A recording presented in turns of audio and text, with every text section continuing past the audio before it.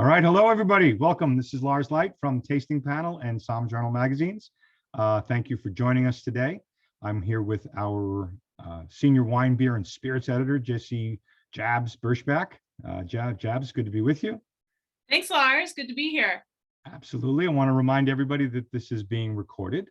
It is on right now on Facebook Live on the Tasting Panel platform. You will find links to this at sommjournal.com and tastingpanelmag.com. Once the recording is made and be posted probably later today or early tomorrow, there will be a printed recap in the May-June issue of Tasting Panel magazine. And so without further ado, we're here to talk about the art of agave. It's just a wonderful thing. And I all of us who love spirits and wine, there's not a somm that doesn't like a sip of some sort of agave-based liquor. So Jabs, please take us through this wonderful journey of the agave. Awesome. Appreciate the intro, Lars. But yes, as he said, welcome to the Art of Agave webinar. We've promised you a romp through the creative side of tequila, mezcal, and everything in between. We'll get to the everything in between part later, but so this is going to be fun, right? Each presenter only has about 10 minutes, 7 to 10 minutes to present. So they're going to keep it top level for you, and we'll get some information and education your way. I think the chief, by the way, that's what I call Meredith May, our publisher. Hey, chief, asked me to present this webinar because she knows how just in love I am with tequila and mezcal. It's my favorite. Both are my favorite spirits by far, hands down. And I think that's because as SOMMs, we all know, agave and where those spirits come from, which is agave, which is this ancient plant, right? It's just this succulent that sits in the sun and it bakes all day. And to me, that's incredible because it makes me think of a man named Galileo who once said about wine that wine is sunlight held together by, of course, water. And to me, tequila and mezcal take that concept to another level, and it's such a beautiful idea. And not to mention that it's delicious. It offers a huge spectrum of flavors and styles depending on its age. It can be bright and green and peppery, or it can taste like caramelized pineapple. So all of that. And although I do want to take us into like this super deep dive and into the history of it, because it's fascinating, I don't have time for that today. So what we are going to do is start with the very sort of kernel of the beginning of tequila and mezcal, because we know that Mesoamericans, pre-Columbian Mesoamericans, right, before Columbus got to America, or Mesoamerica rather, Costa Rica, Nicaragua, Mexico, all those places, that they would brew they would cultivate agave, and then from that they would brew what's called pulque. And pulque, of course, is a sort of light alcoholic beverage. I think it's going to be like, people are coming out with it now in LA. I saw some billboards, looks kind of cool. But and there's mention of that around 1000 AD, and the Aztecs would drink it as a ritual beverage. Anyway, fast forward to around 1500 when the Spanish got to Mexico, and they're like, what's this stuff? Let's distill it. And it's sort of, muddy as far as they think maybe the Filipinos brought over a distillation device.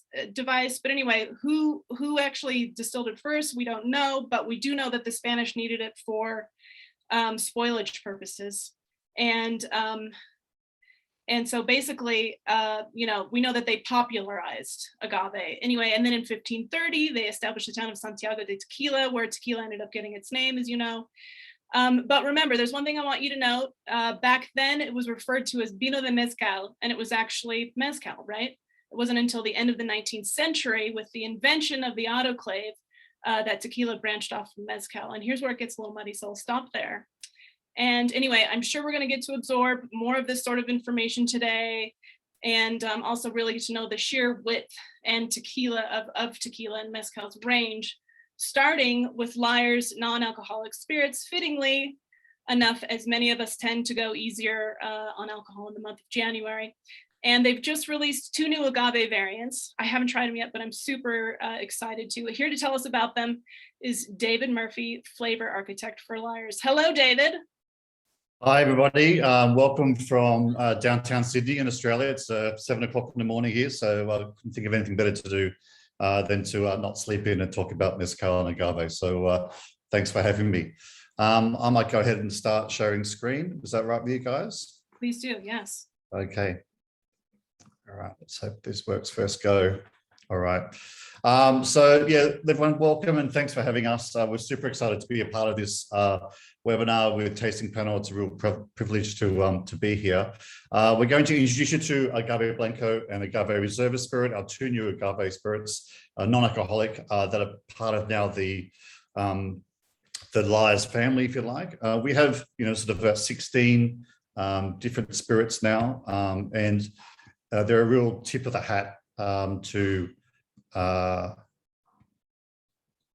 our family. And I can't, there we go. It won't let me change my page here. We should be talking about it now. That's really weird. No, I'm in dead zone here. Tip of the hat, you were saying. There we go, got it, there we go. So thank you. So yeah, so welcome to the agave. So we're going to just quickly talk about Blanco. Obviously is a clear tequila, a plata style, and the Reserva, we're taking a little bit of inspiration from the Reposado styles of tequila. We'll talk about the labels, our spirit animals, which are a real big part of the Lyre's family, and some cocktails afterwards with Maria as well, which is fantastic. So there's a great continuing opportunity for all of us in the tequila market. Obviously, it's rising year on year, and it's at a point where tequila is really taking over vodka in some respects. So we have a huge appeal across many demographics. This tequila side of drinking now, I think, is more about the occasion and the not so much the sipping in the shots of tequila these days. It's more about the drinkability. We'll see a lot of different tequilas today, but also about having a tequila as a cocktail and more of an occasional drink or something with food that invokes the flavors of the cuisine that we're having, rather than just sitting at the bar after a hard day at work or an early morning, which is, we've all done that at some stage. So for us, our Lyre's Blanco is really talking about the classic flavors of citrus, we use some Szechuan pepper, spices, chamomile, some saline and coriander, and then we add a little bit of oak to our agave. And I didn't want to talk about it too much, but I think it's nice that what we're really trying to achieve here is taking or tipping our hat, if you like, to the agaves and spirits and mezcals and tequilas that are already out there, and really looking at those from a very much a sincere scenario where we're thinking about, okay, well, this is what it tastes like when we're drinking Don Fuano or something like that, one of those great tequilas, and then how do we look at those tequilas and how can we create those in a non-alcoholic style for our customers. So for a little background about myself as well, I'm a SOMM restaurateur in Sydney. I have about 30 years experience in the wine industry and bar industry.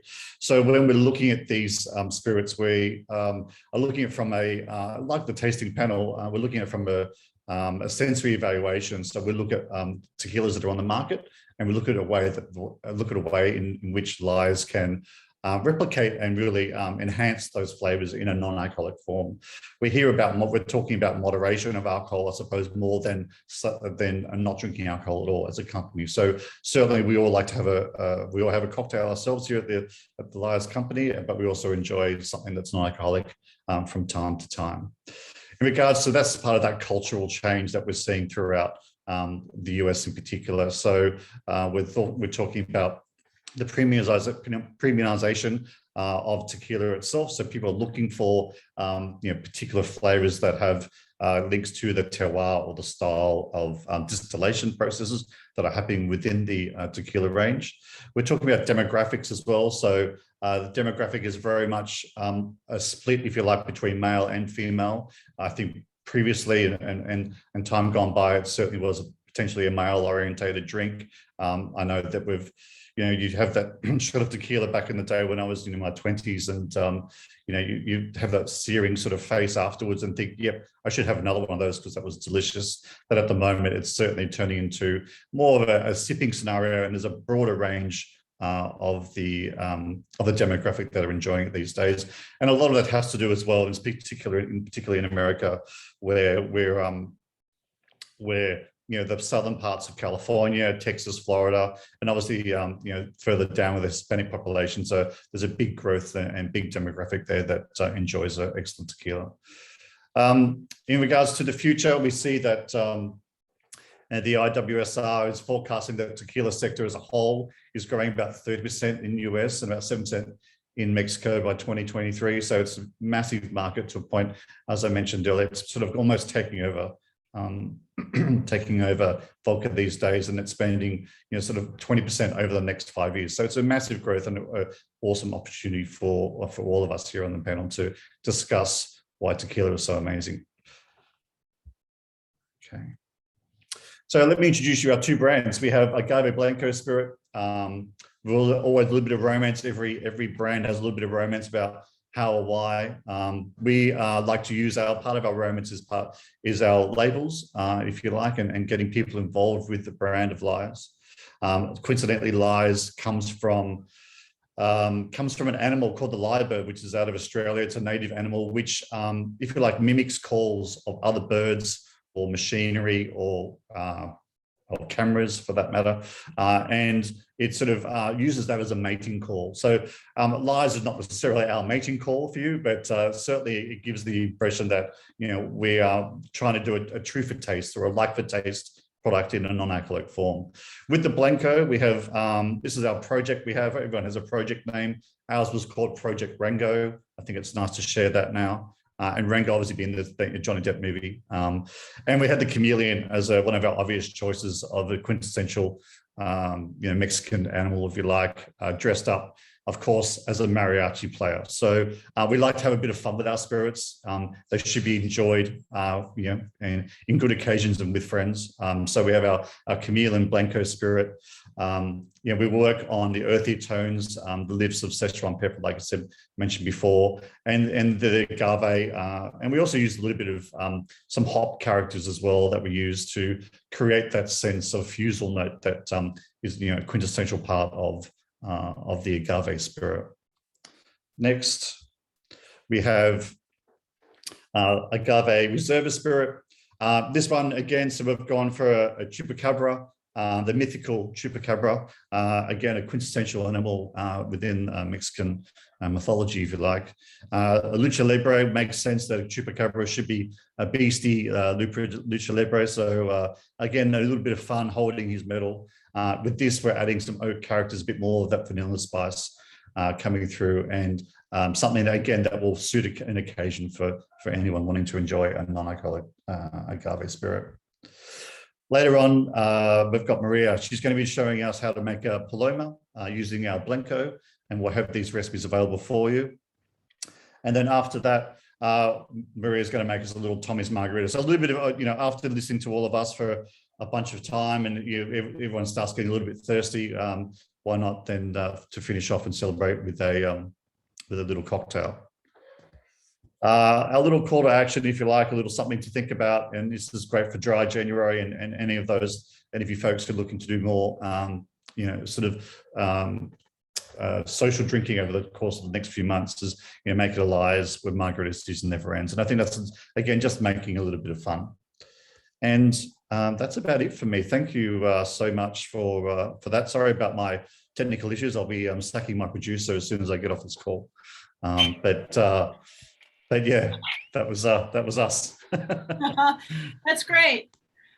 Great, David. Thank you. And actually, there's a really good question in the Q&A for you. Yep.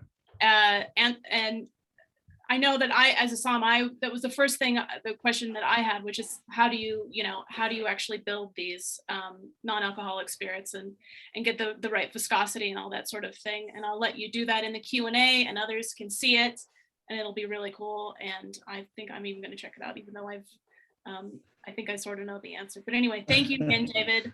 My pleasure. Thank you. And then, so great start. And now we're going to go to Actually, before we do, quick tequila mezcal fact. As I touched on earlier, any spirit distilled from the agave plant is considered mezcal, right? As mezcal is a generic term for any alcoholic drink. So tequila is a mezcal, but remember that tequila can only come from blue agave. So mezcal can be made from around 30 different types of agave or more. And I can tell you too that the blue agave in Tequila Cabal's Blanco is in fact organic. And also, this is a new term to me, crop rotation.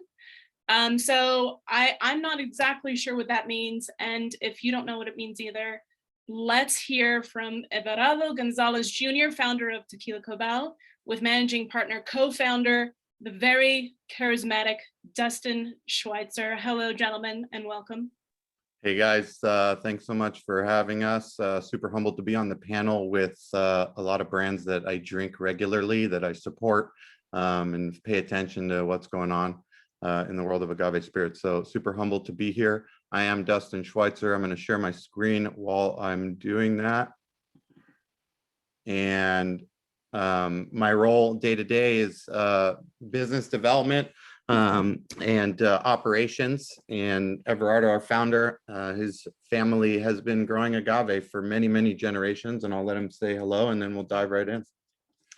Saludos a todos, Everardo Gonzalez. I founded Tequila Cabal as a sort of offshoot from one of the brands there at Las Americas. Alvaro y Eladio Montes have been very close to my family for a very long time.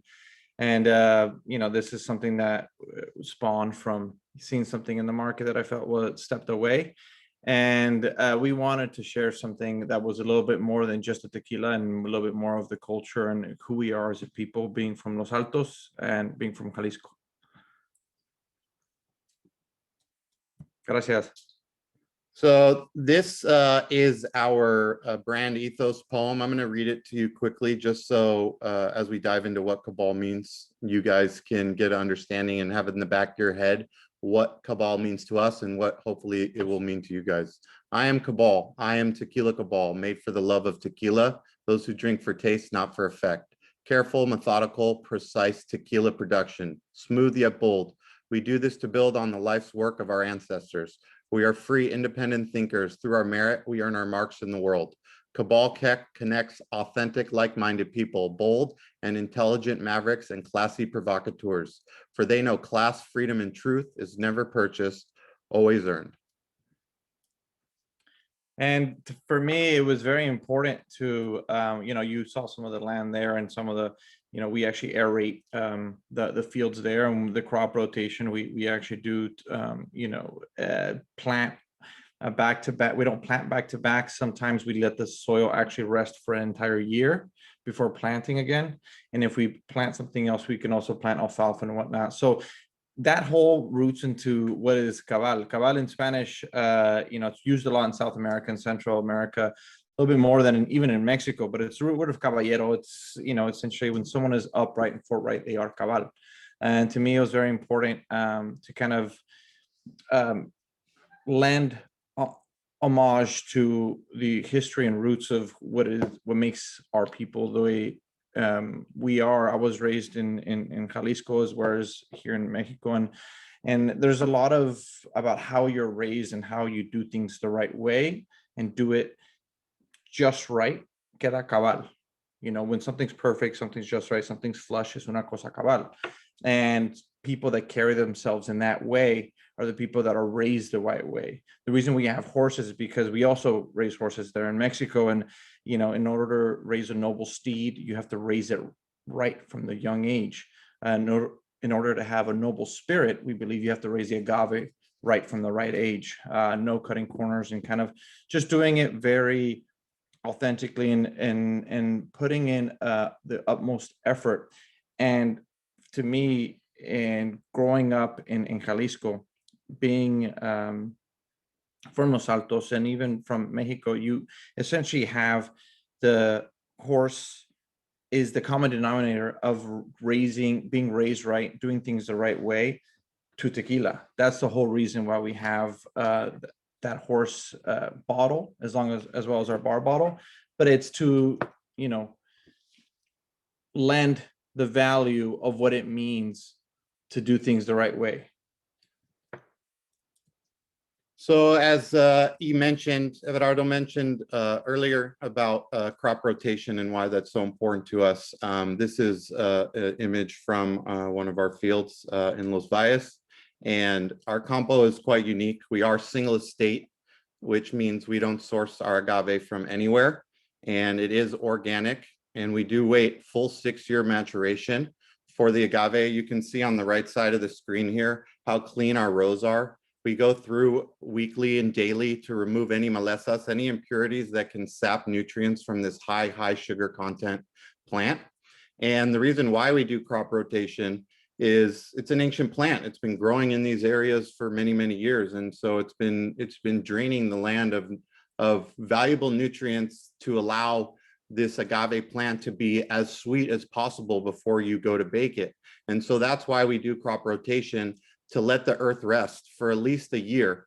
And sometimes we crop rotate and let the earth rest on top of that. But the crop rotation, like you mentioned, we plant corn, we plant alfalfa, which are high sugar crops that allow the soil to reset so that when the next row of agave is planted in that crop rotated section, it's ready to go. It's got all the nutrients that you could possibly want.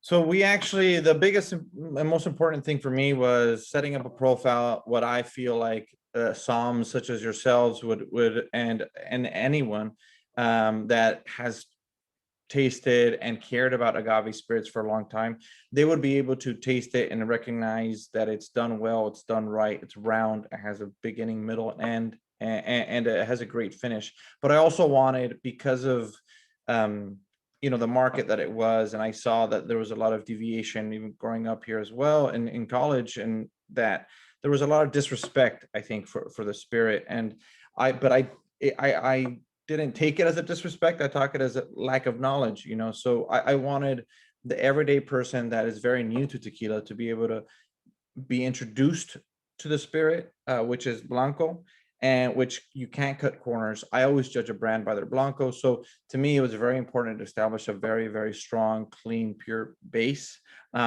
We do cook it in an oven that was built in 1911. So just like a French cast iron skillet, you have a patina of flavors baking into these premium agave year over year, especially if you use 6-year agave. There's a lot of flavor that is there. We then ferment it. We cook it for 72 hours. We ferment it. No, sorry. We ferment it for 72. We ferment it for 72. Cook it for 42. Yeah. And the fermentation process is semi-open to allow some natural yeast, but also we usamos una tarpa. We use it's almost like un costal.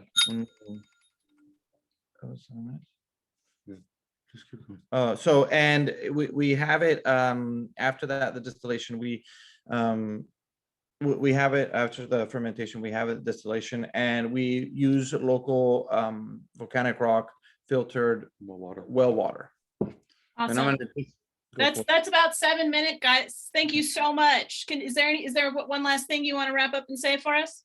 Yeah, I'm just going to jump through the last few images here. Our Blanco won double gold at SIP Awards and silver at SF Spirits competition this year. Our repos aged for 8 months in American white oak single-use barrels. That won gold at SF Spirits competition and bronze at SIP Awards. Our Añejo is aged for 1.5 years in those premium barrels, double gold at Cigar and Spirits magazine and gold at SF Spirits competition. And then our beautiful Extra Añejo is aged for 3.5 years, and that won gold recently at Cigar and Spirits magazine. We appreciate your time. Thanks for listening. Just wanted to leave with one final saying that we like to share with everybody, that the spirit in your glass should only be matched by the spirit of your company. Gracias. Thank you so much. Nice, guys. Big fans, guys. Gracias. Thank you so much. And you can stop sharing your screen for us. Really cool presentation. Super handsome bottle. Love to try that tequila one day, Dustin. I'm going to take you up on that and make you send me one of those bottles. It's handsome looking and it sounds amazing. Okay, agave fact. This is one of my favorites. The long-nosed bat is a nectar-feeding bat that feeds on the flowers of agave. As these bats fly from agave to agave, they return the favor via cross-pollination.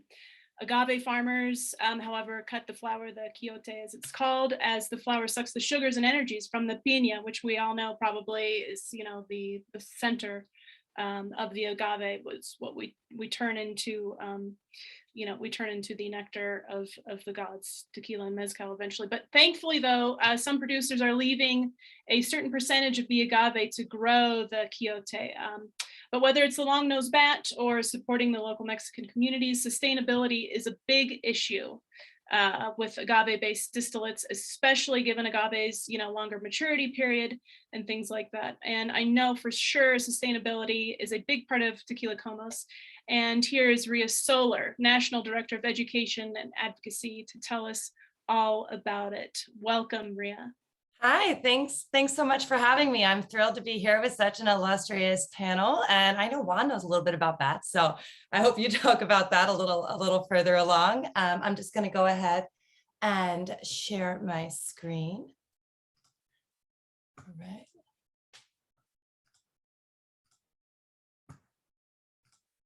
Ta-da! All right, here we are at Tequila Comos.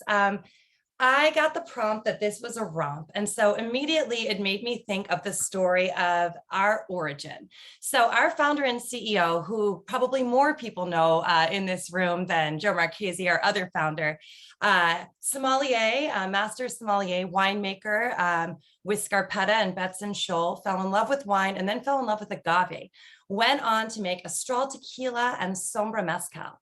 When he was making Sombra mezcal, he actually started some sustainability practices in Oaxaca that I'll touch on a little bit later that we're still doing today in tequila with Tequila Comos.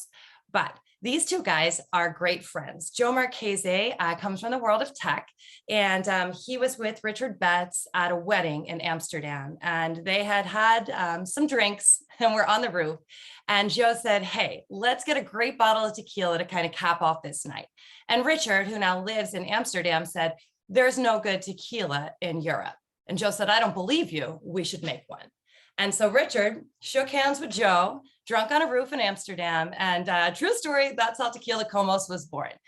So Tequila Comos really combines Richard's time in the world of winemaking, his love of wine, with the 10 years that he spent developing and cultivating relationships in tequila. We have a tremendous distillery partner in Orendine, who I'll touch on in a little bit as well.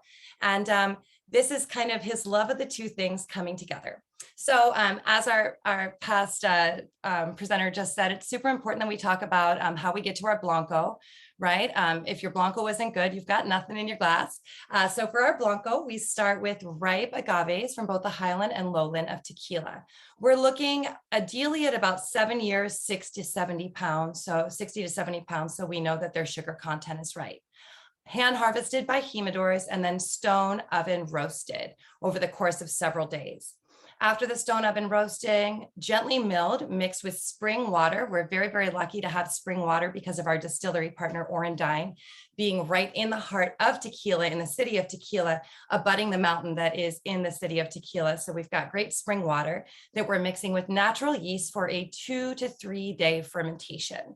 After our fermentation, we are going to copper pot distillation, and our copper pot stills are somewhere between 400 to 800 liters. I know you said to get geeky, so normally I don't talk about like how big our stills are, but since I know the audience here, we might as well.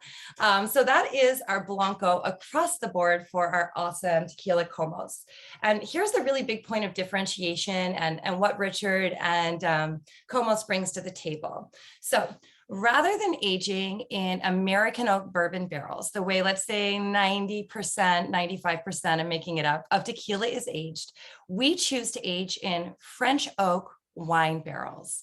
So I know we've got some SOMMs on this call, or some wine people that are watching, that are immediately thinking about the difference between what happens when you put your wine in a French oak barrel or an American oak barrel. And the same thing is happening with our tequila. So for our Añejo Cristalino, we are aging in French oak white wine barrels. Most of those are coming from Napa Valley after being used once, maybe twice, by really great producers. We're very proud of who we partner with in our distillery in Mexico with Orendine, and we're very proud of the winemakers we work with in California to get these barrels. A lot of them coming from Lewis Cellars, some from Hirsch. So after we age in those French oak white wine barrels for minimum 1 year, we are then refining to the Cristalino expression. I do think it's really important to point out that Cristalino is 100% a recognized category of tequila by the Mexican government, and as such is very highly regulated. So when we say Añejo Cristalino on that bottle, that means minimum 1 year aging for every single drop of that tequila that goes into that bottle. So the way that we get to Cristalino is we refine very gently through a long charcoal column, takes out a lot of the congeners, a ton of the tannin, but leaves in those rich barrel notes. And then of course gets us that gorgeous Cristalino expression. Something that we do to all of our tequila expressions that I think is pretty unique is something that, again, the wine people who are on this call are going to recognize those amphora being used in natural winemaking. We are not further aging in those amphora, rather we're using them as splash tanks. That's right. We are introducing oxygen into the spirit after it has been distilled to round out the edges and give a creamier, kind of richer mouthfeel on the end. Obviously, a splash tank for wine has a much more profound effect than on a spirit. A spirit is a little bit more stable, but it really does make a difference. That is our Cristalino, beautiful, rich vanilla, tropical fruit notes. For our Reposada Rosa, she's a beauty. That color is completely natural, and it is derived from 65 days, not a penny less, not a penny more, in French oak Napa Valley Cabernet barrels, about 80% Cabernet, and then getting some Syrah and some Pinot mixed in from Sonoma as well. Again, finished in those amphora. You know, for a Reposado, it has to be 2 months. We found aging it even a little bit longer than that 65 days. The wood started to kind of talk back and was very reactive with the tequila, and it got too woody. So right now is this perfect balance of chocolate and fruit that comes from the Cabernet notes with really bright agave. I would say of all three of our expressions, this is the one where you can really taste the Blanco coming through and the traditional nature of how we roast the piñas, how we are fermenting, and of course, copper pot distillation, which everybody on this call knows gives a much more robust, earthy mouthfeel. And then finally, the extra añejo, just a stunner of a tequila. 3 years in American whiskey barrels first. So this is our most traditional expression. A lot of those barrels coming from Heaven Hill, which I don't know, I'm a tequila drinker, but I'm also a bourbon drinker, and I love some Heaven Hill. Really great complexity to those barrels and to that spirit. And then they are finished in those French oak white wine barrels, carefully blended together and finished in our amphora. I do like to point out, I think that color is really interesting. That is the color of our extra añejo. Jabs, I know we sent you some bottles, so I hope that you had an opportunity to try it. I think that this tequila is so special, and I'd like to say the tasting panel agrees. If you've seen this month's tasting panel, these are our scores. We could not be more excited. Our extra añejo scored a perfect 100 out of 100. It made all of our hearts sing over at Comos. Finally, our sustainability initiatives, we repurpose our waste, both our agave fiber and water waste, into bricks that we give back to the community of tequila along with our partner Orendine. And our bottles are made in Mexico, meant to be upcycled and to live on long after you enjoy the tequila that has lived within them. Thank you guys so much, and I can't wait to have a glass with you soon. Awesome, and thank you so much, Ria. You really have to see the color of this reposado to believe it, and the fact that this is, you know, natural is incredible to me. And I totally am with you on that chocolate note. And then there's just this really cool earthiness, and yet this sort of agave brightness. But as soon as I poured this from the bottle, which way my wife is already wanting for flowers. That's what it's for. Okay. Yep. Anyway, well done. Amazing presentation. Thank you. Amazing tequila, incredible tequila. Thank you so much, Ria. Okay, so quick mezcal fact. Approximately 80% or more of all mezcal is made from agave espadín, a genetic ancestor actually of agave azul, blue agave. So except the only thing is the leaves of the espadín, however, are wider and tend to have notes of citrus and of course roasted agave, that characteristic that we so love. Here to tell us more about various agave types used in mezcal is Alejandro Rosbach, CCO and founder of Maguey Spirits. Hello, Alejandro. Hello, everyone. Do you see my screen now? I'm ready to start to talk agave. So thank you so much. Our company is called Maguey Spirits, and we are an agave and desert spirits producer made from the state of Durango. So today we only have 7 minutes. I'm going to be talking just about our main brand, which is Burrito Fiestero. And I'm starting with the generals of the mezcal industry.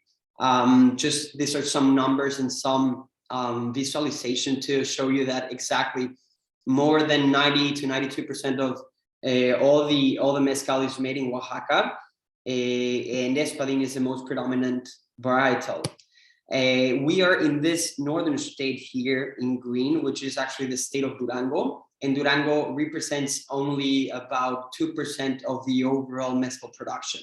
So we are very fortunate and very lucky to be part of a reduced mezcal region. I'm just going to change the next one. 1 second, having some issues here. 1 sec. There we go. So who's Maguey Spirits? Again, we are a family-owned business. Christian, my brother, and I started working in the mezcal industry since we were teenagers. A few years after starting in Oaxaca, we explored the mezcaldillo and we ended up in the state of Durango. We are traditional. We keep it the old way of the old process, waiting for each part of the process to take the time and the right way to be made. But we also combine the traditional process with the sustainability part of the business and the sustainability part of the process mainly. And we are a really passionate and really small batch producer. We are based here. This is a map of our complex. They are little vinatas in an old abandoned hacienda that was actually built by the Franciscans in about more than 300 to 400 years ago. So this is one of the most ancient buildings that upon the construction of the village of Nombre de Dios in Durango. So we have the artisanal distillery, we have the vinata for ancestral, we also have our Sotol brand, and then our pechuga or botanical mezcal called the MG. How are our spirits made? Again, we're from Durango, 100% wild agave, organics, because all the agave is wild, and if it's wild agave, again, it's all organic. The water that we use, it's from the same place, which is Mountain Spring water. Everything we do is handcrafted, and we use small copper steels for the artisanal and wooden steels or viejo with some clay pots for the ancestral. Now we jump to Burrito Fiestero, and why the name of the brand and the concept came through. When we were discovering the mezcaldillo, we ended up seeing two things: long stories of mezcaleros, 2-3 generation mezcaleros, and there was always a donkey or un burro in the part of the process. So the donkey eats a key factor in the production of mezcal. And even in Durango, we do not have a tajona like in Oaxaca, but the donkey helps bringing the piñas down to the vinata. So basically, we wanted to illustrate this mezcal animal, which is the donkey. Burrito Fiestero sounds like for the little party donkey, the mezcal donkey. And mezcal, it means to be shared in a nice and a fun way. From our perspective, it's not all about the seriousness and the mysteriousness about the spirit. It's all about the passion, the celebration of the tradition, the Mexican traditions. Then we have two types of mezcals, the artisanal and the ancestral. So ancestral is basically the small batch mezcal that most of you know. So we're talking about copper steels, wooden fermentation, The agaves we cooked it in a underground pit oven with volcanic rocks. And basically the ancestral, it's also the milling, we do it by hand. So it's with an axe, not even an electric shredder, not even a donkey, anything. It's cut and chopped by hand. Then we use a small 400-liter fermentation vats, mountain spring water, nothing added, just natural airborne yeast. And the destillation, we are one of the only certified, or the only that I'm aware of, certified ancestral brand from the state of Durango. So we use clay pots and then Filipino wood and steel on top. So it's a clay and wood distillation. And we're talking just straight away to arsenizo. Arsenizo, it's the quality of a 12-year-old agave at an affordable price point, just to make it your everyday mezcal. So it's super smooth, really fruity, really gentle, and really light on the smoke. And this is because Durango, it's a bit more gentle on the smoke, less straightforward. It's a bit more sweet in that essence. So this is our leading SKU. And again, price quality is probably one of the leaders in the market.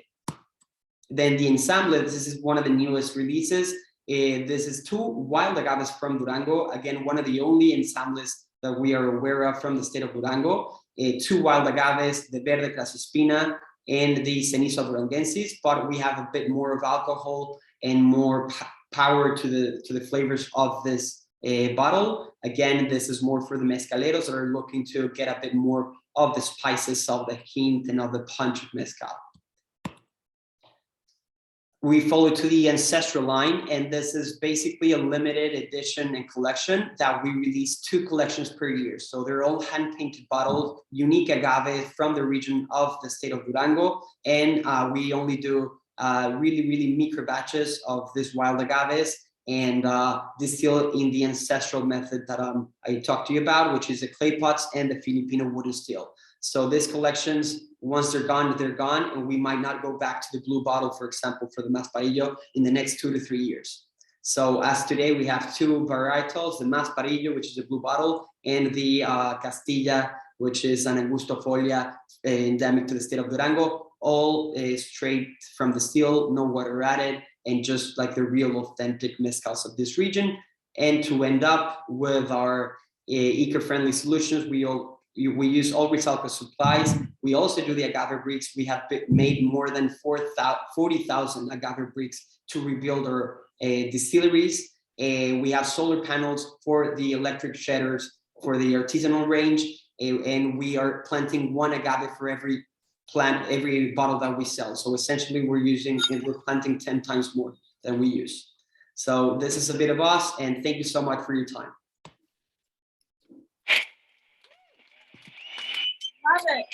Love it, Alejandro. Thank you so much. Thank you. Thanks.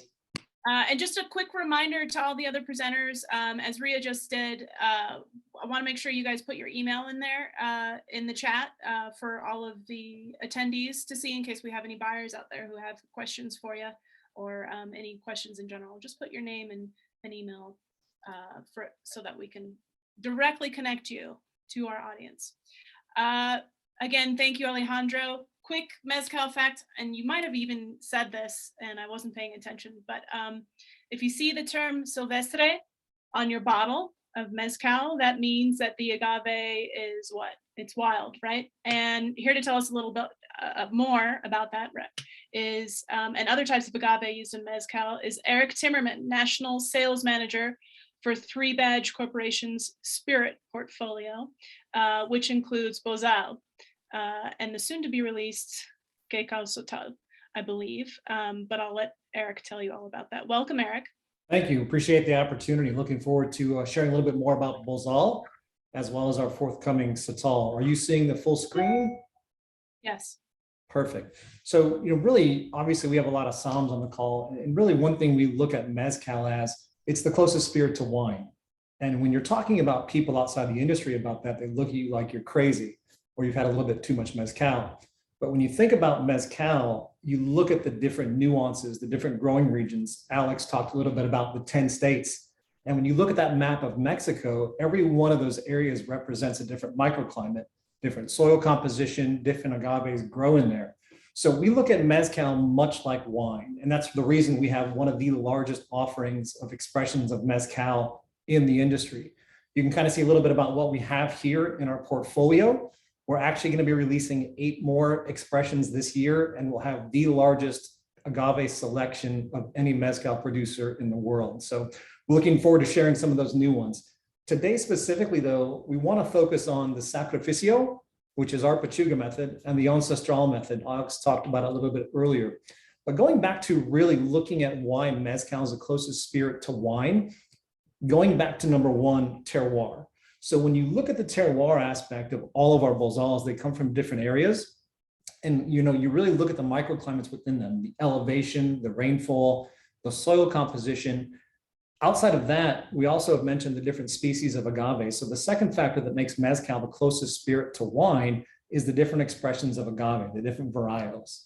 Third really gets down to the palenques themselves. When you look at these palenques, they all have their own method, they have their own style.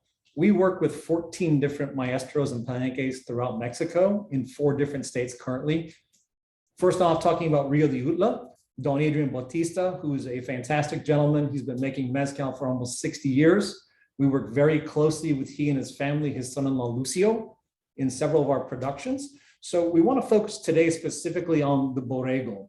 So when we're talking about sacrificios or the Pachuga method, we want to showcase really what that process entails and how it's so unique.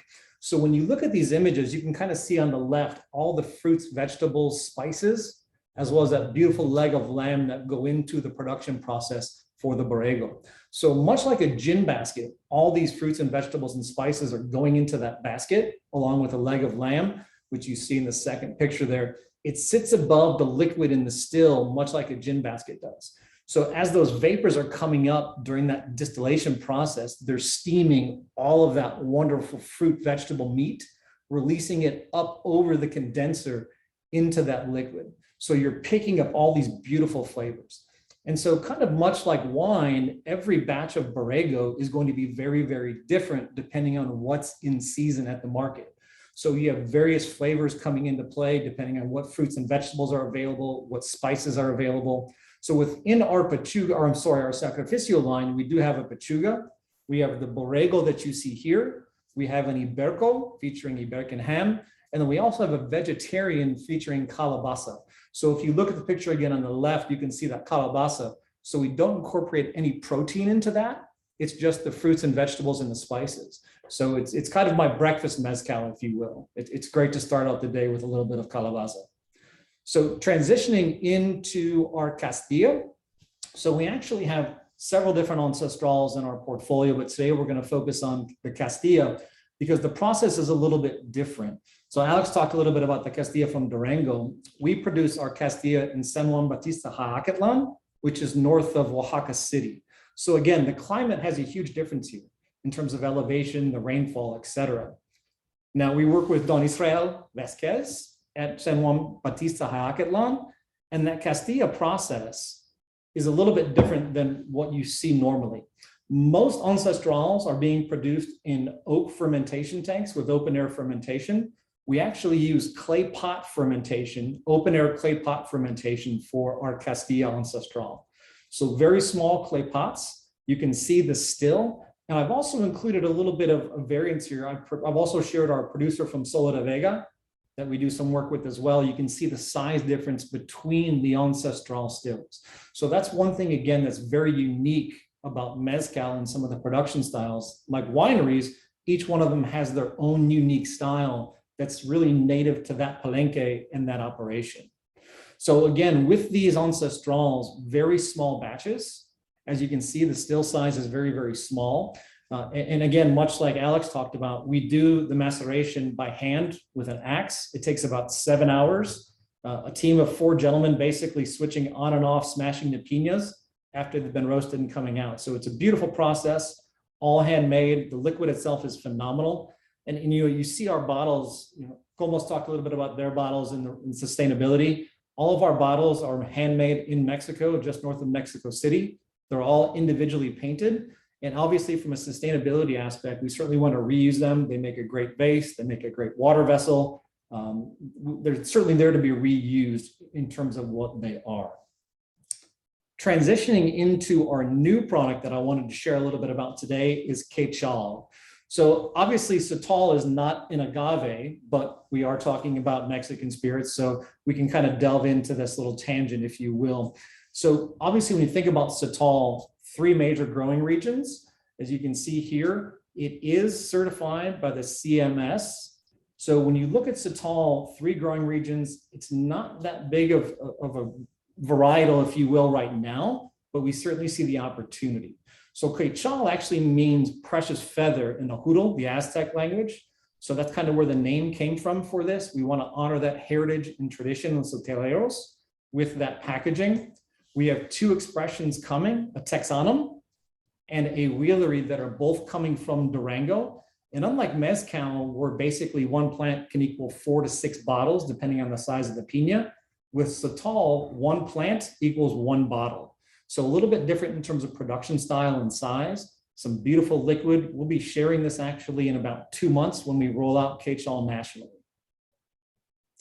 And again, I want to say thank you all for your time today. We appreciate the support and opportunity to share with the panel and look forward to sharing a glass with everyone soon. So, para todo mal, mezcal, y para todo bien, también. Salud. Salud. Woo. Very cool. That Sotol presentation was really amazing, and now I want some, that little portion. Thank you for sneaking that in there at the end. Appreciate it. Yeah. As soon as we get some, we'll send you some bottles. Oh man, it sounds amazing. But I'm actually sipping on the Borrego right now, and what astounds me is it's just so. 2 of us. Yeah. It's so the lime in it is just so bright and vivacious, and yet it's got this like cool kind of, savory thing happening as well. It's really, really cool. I've been a fan of those all for a while. So anyway, thank you again. Thank you. Appreciate it. Okay, moving on. Tequila fact, or should I say tequila opinion? Tequilas from the highlands, often, as referred to as the Los Altos, often have a grassier and sometimes sweeter flavor profile, right? While those from the lowland, El Valle, can have an earthier, more mineral quality. I don't know if everyone will agree with me or disagree with that, but there you have it. There it is. And here to talk to us about terroir in regards to tequila is Sergio Mendoza. Super honored to have him, founder of Don Fulano Tequila. Hello, Sergio.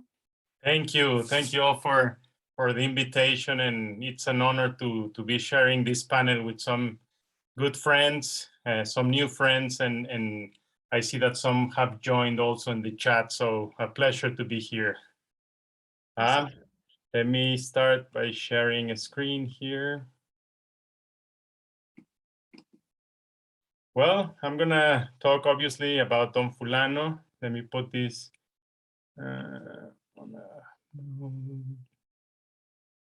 but would also like to take the opportunity, as some have done greatly, to go back to the origin of these great spirits that bring us together here, which are the agave spirits of Mexico, tequilas, mezcal, sotoles.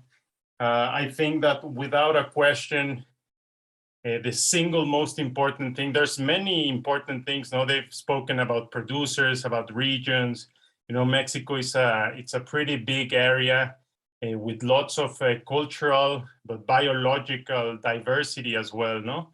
But it all comes down specifically in these spirits to the agricultural side. And this, we like to make emphasis not only because we are agave farmers, that's the root of our family. We've been farming agave for 5 generations in Los Altos of Jalisco. This particular picture that you're seeing right now is one of our fields. This has a peculiarity of being a hillside. It's called Milpillas, very close to a Totonilco. You can actually kind of see a Totonilco there in the back.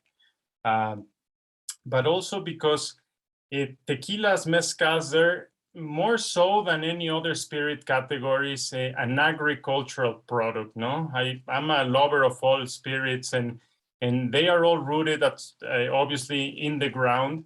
but we all know how a character and characteristics of products can come from different stages. No, primarily the earth, the process itself, and maturation, which is also fascinating. No, I will also talk a little bit about that at the end.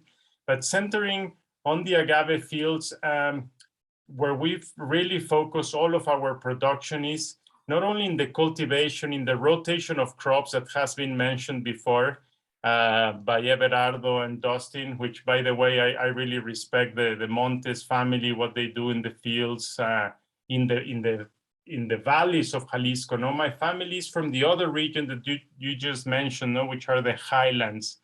But specifically, the rotation of crops, rotating with legumes to restore the balance of the soil, specifically the nitrogen, which is very demanding by the agave to the soil. So these are practices that have been for thousands of years in Mexico, this balance. And I think it's important to open the conversation because, of course, tequila is having a great moment. It seems to be unstoppable. No, it's one of the fastest growing, or probably the fastest growing category, as well with mezcals from a smaller base.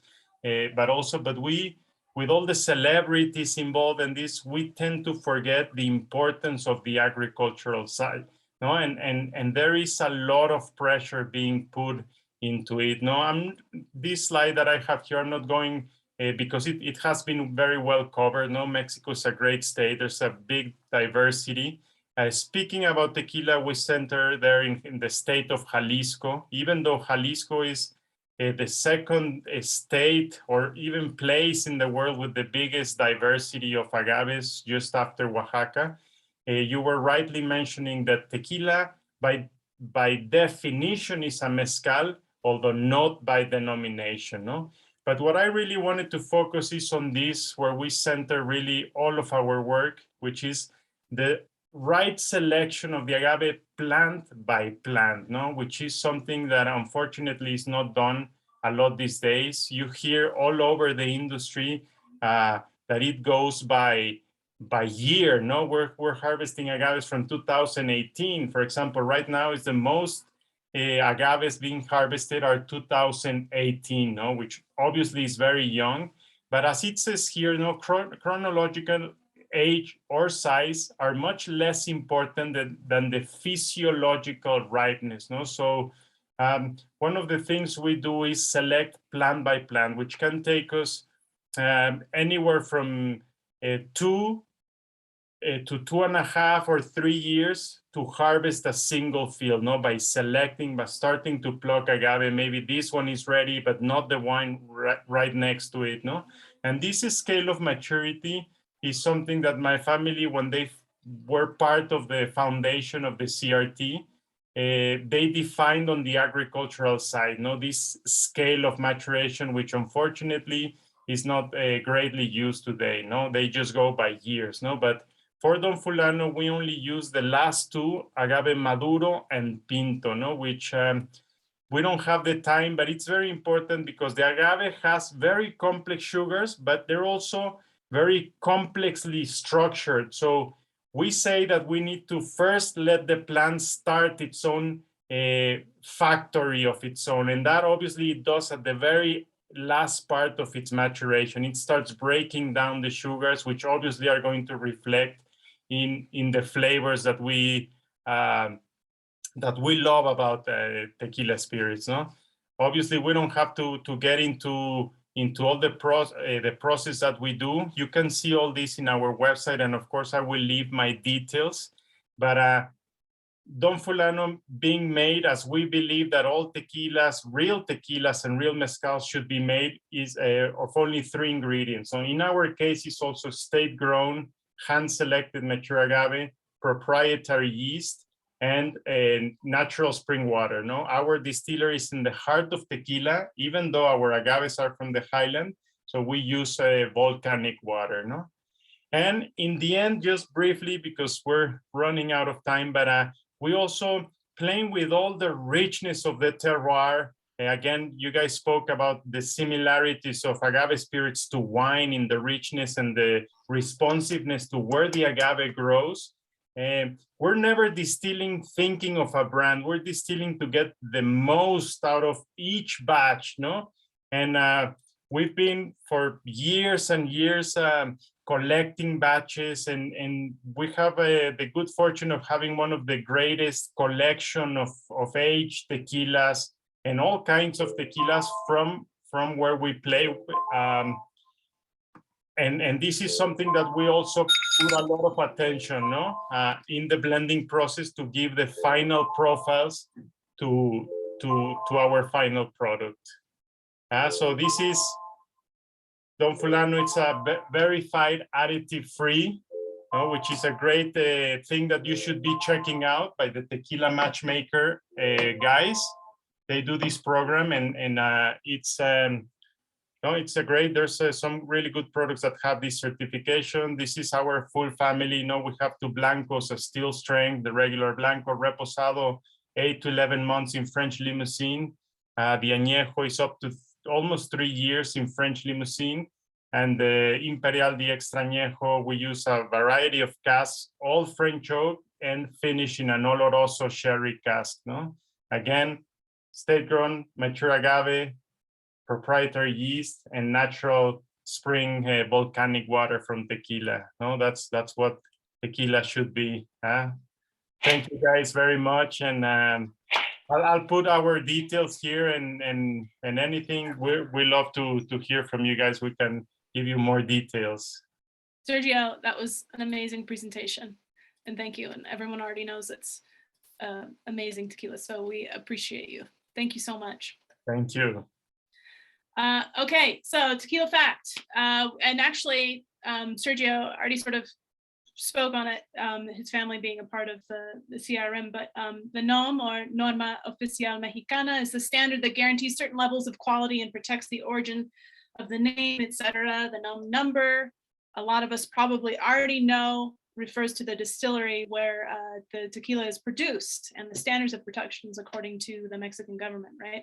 So there are a ton of NOM regulations, but the four most important we should know as SOMMs are: number 1, tequila must be made from blue agave. 2, tequila must be produced in one of the 5 specified tequila regions, right?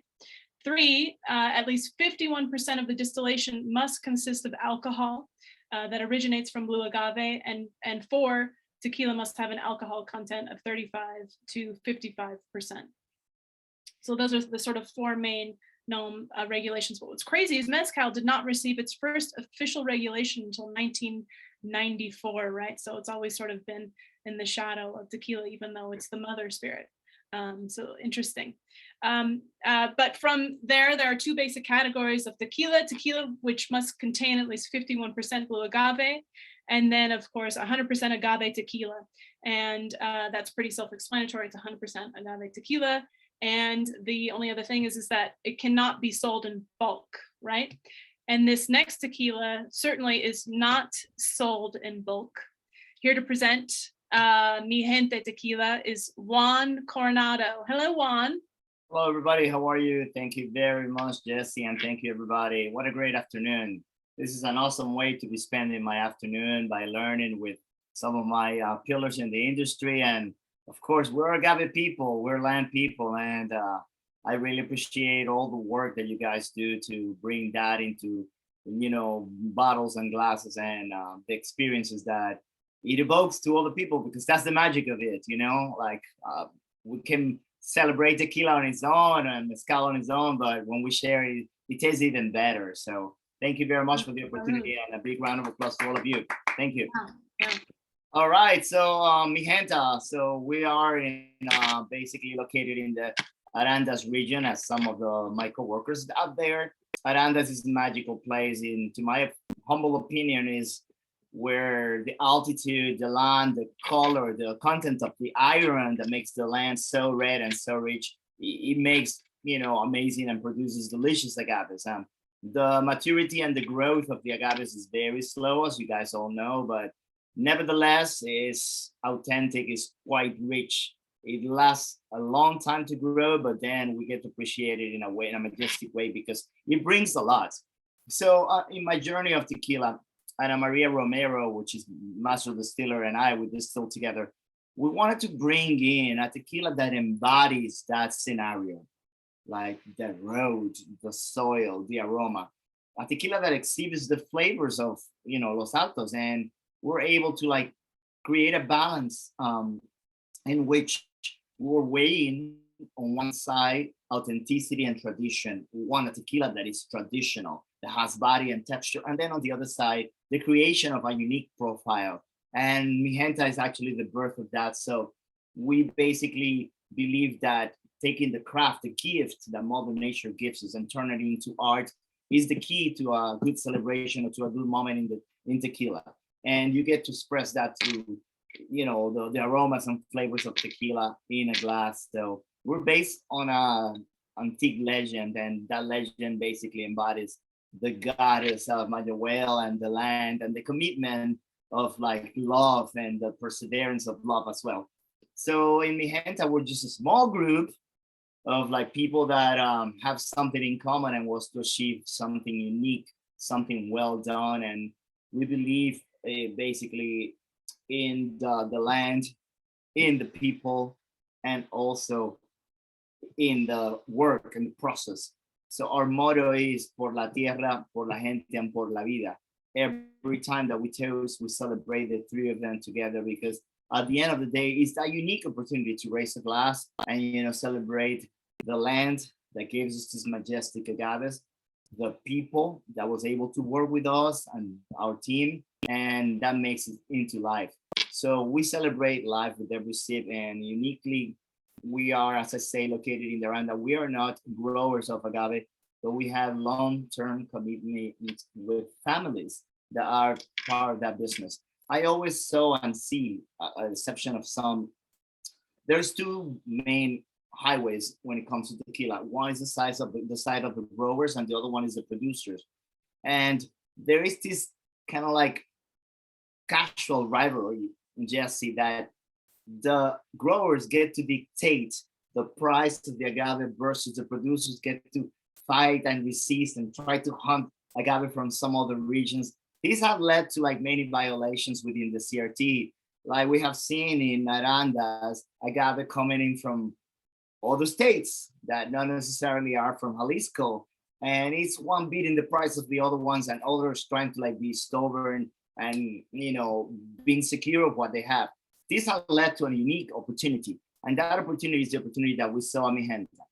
There's many families that have been seated in plots of agaves that are rich, that are beautiful, enormous. And of course, the caring and the patience that they have, taking care of these beautiful like plots of lands is unique. We basically harvest from altitudes that are unique. And we harvest from basically two families, that the family or the cousin of the family has some land next to attach. And what we're looking for is agaves from 6 up to 7 years old. I exclusively need to see some quiote percentage in the plots that we harvest. And it's all done, with the same group of jimadores that we've been doing it since day one. We're a young company. We've been 3 years and some and change in the industry, but we're like the tete dure of the industry. We're hard-headed little kids, and what we said on paper, what we said in our hearts is basically tattooed inside of all skulls, and we want to deliver this unique style. So we're a small batch, exclusively from distilleries that are basically in the same proximity where we harvest. For us, it's important to mind the CO2 production in every aspect of the process. Once we harvest our piñas, we look for reductores, which is very important. They are very high. And then those piñas get transported to the distilleries, in which where we cook them in both autoclave and stone bricks. And for us, it's cooking like grandmother, very low heat, very, very, very, very low heat. We're the last at the end. So lower that heat and take your time and cook that beautiful meal like grandmas used to cook. That's key for us, And you can see here a picture of the valleys where we're harvesting, and some of the quiotes back there as well.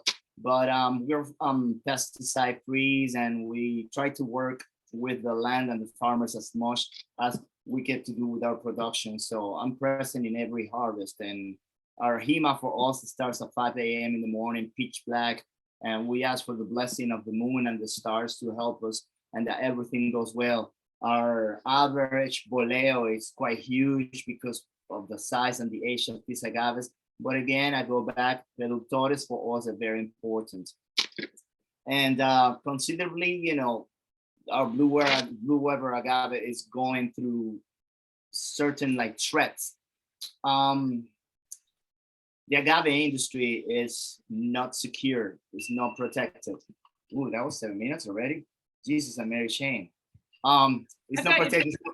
I've got you 31 seconds at least, so go ahead. All right, good. So agave plants are like, you know, constantly being hit by plagues and things like that, and no one can control the security. Now, the forecast what's going to happen with agave plants in the next few years, but the consumption of tequila is rising up like crazy. So where are we going to get all this agave? That's the key question. How are we going to protect the plants? And I want to leave everything like that to all of you.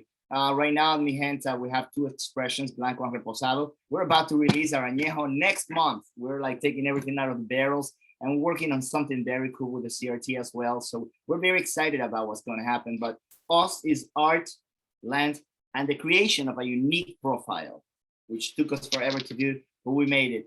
Thank you very much, everybody. Thank you, Jesse. Thank you, Lars, and all of you. Thank you, Juan. And actually, perfect timing. So amazing. Thank you for that presentation. I've been hearing about this añejo for a while, so I'm looking forward to trying it one day. Awesome. Thank you very much. Okay, Juan. So next up, who's going to take us home? I'll tell you about her in a minute. But first, I want to give you a fact about my favorite cocktail. Actually, my second favorite cocktail of all time. This is a margarita fact.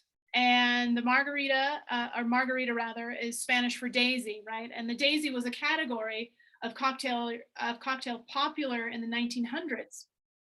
And so this seems to be one of the most popular origin stories for the margarita.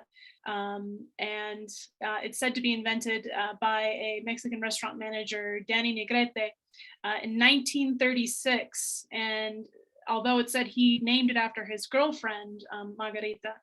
So the story goes on, and there are, you know, different stories, of course, too, but perhaps I'm spoiling some of Maria Denton's presentation.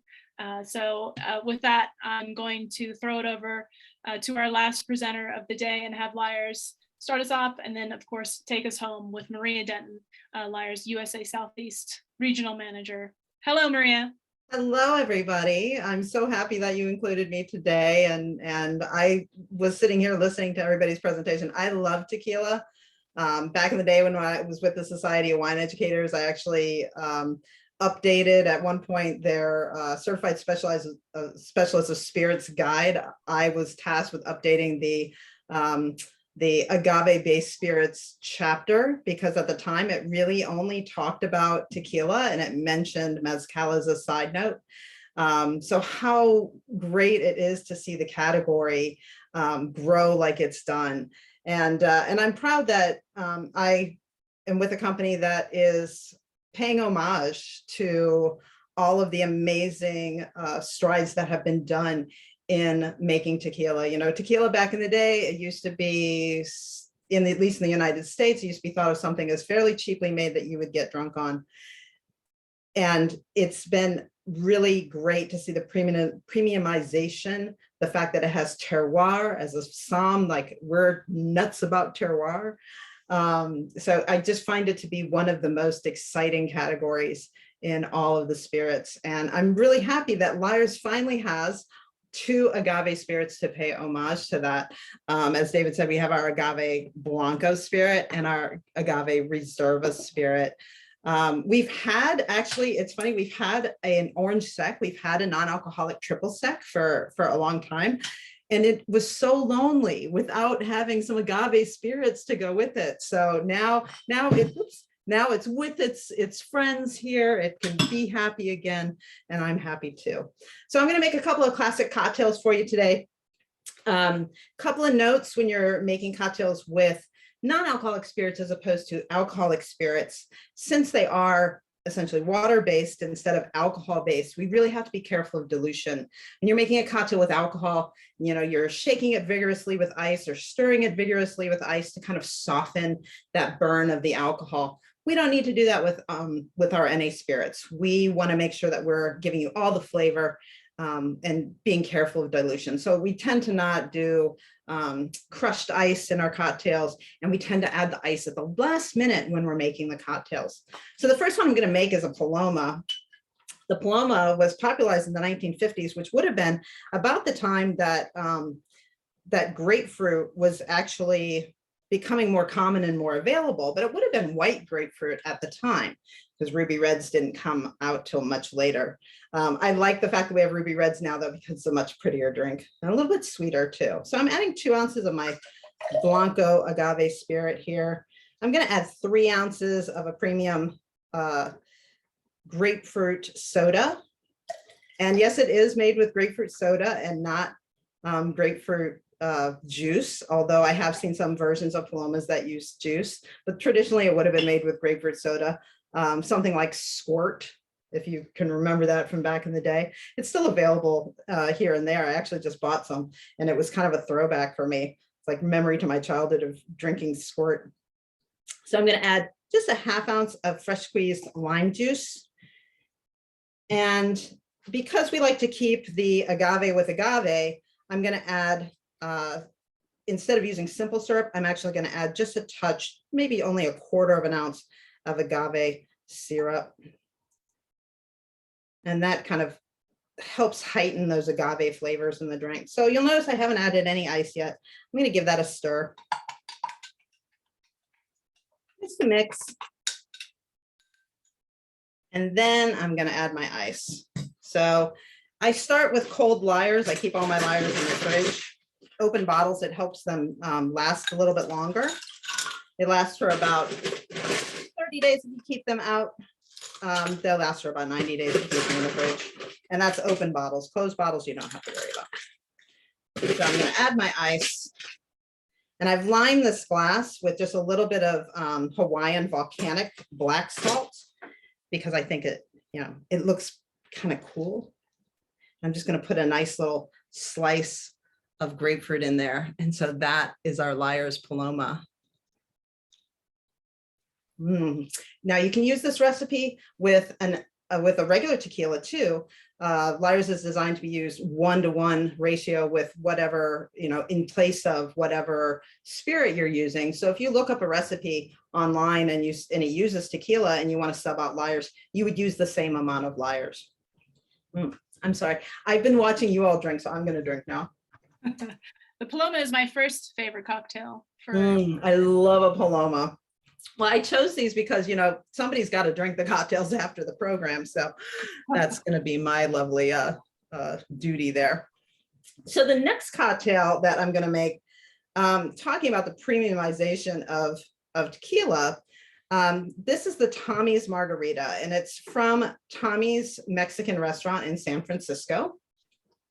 And, a traditional margarita would traditionally be very sweet, right? Originally, it was made with sour mix, the dreaded sour mix that comes out of a packet.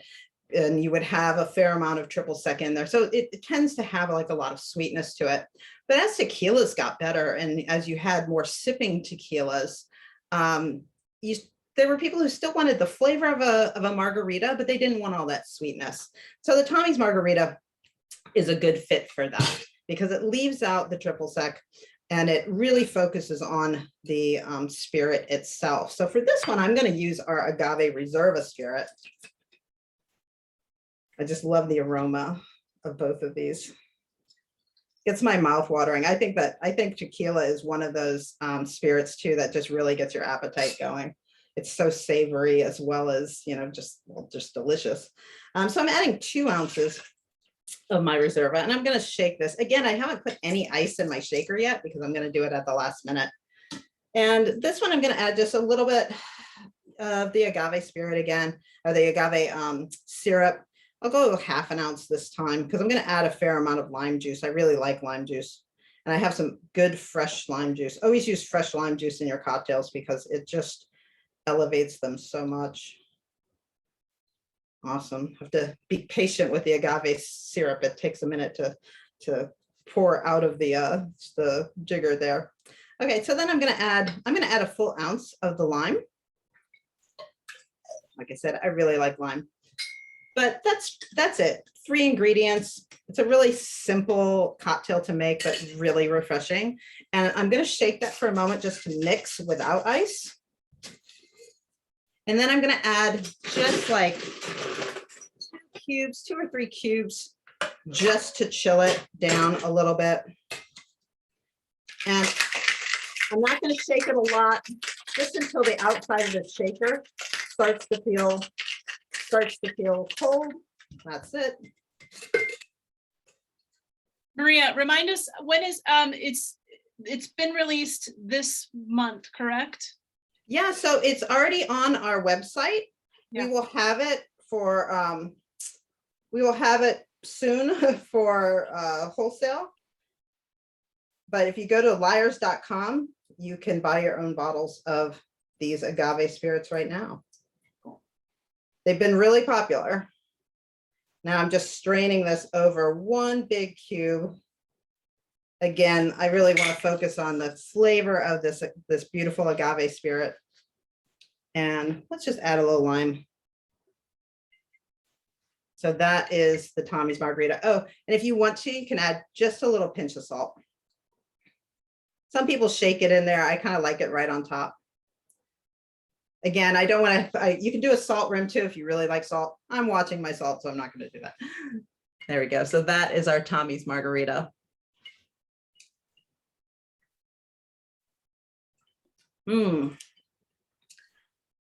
Yeah, so the great thing about having the option of a non-alcoholic tequila is, say you're out with friends, you want another cocktail, you know you shouldn't have another cocktail. That's where Liars comes in. It's not just people who are looking after their own sobriety. There's a lot of reasons why people choose not to drink. And so it's just about inclusion to have these as an option.